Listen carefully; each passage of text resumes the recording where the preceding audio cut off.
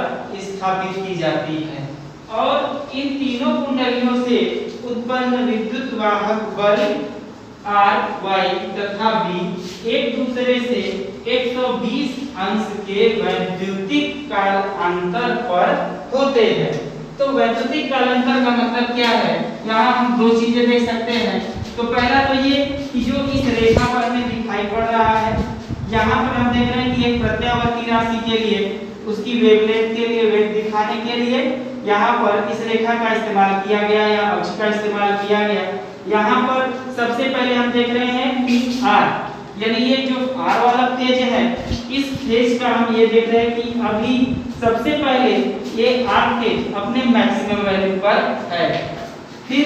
इसका मान धीरे धीरे कम हो रहा है, तब तक ये Y वाला फेज का मान शून्य से बढ़ने लगा और बढ़ते बढ़ते जब ये R फेज अपने लो वैल्यू पर आता है, शून्य वैल्यू पर होता है, तो Y का फेज जो है इस समय अपने मैक्सिमम वैल्यू तक पहुंच गया।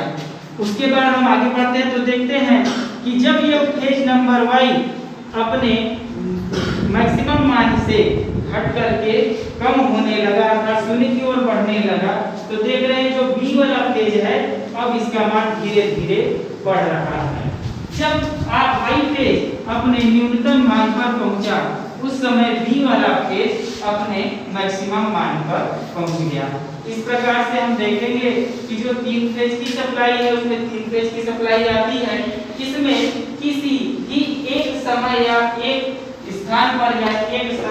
क्षण के लिए स्थिति ये होगी कि कभी भी कोई एक फेज अपने मैक्सिमम वैल्यू पर होगा,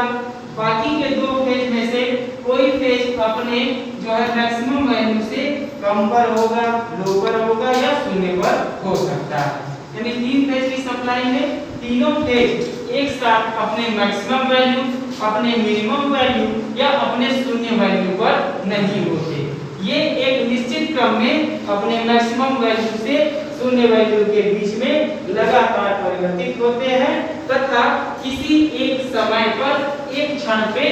कोई भी केवल एक फेज ही अपने मैक्सिमम वैल्यू पर होता है। इस स्थिति में यह बनती है कि जब तीन फेज की सप्लाई है तो यहाँ पर तीनों फेज में से किसी एक फेज से जो है धारा अंदर प्रवेश करेगी, उपकरण के अंदर जाएगी तथा दो फेजों से होकर वह रिटर्न हो जाती है। इसी तरह से परिपथ लगातार बना रहता है और हमारा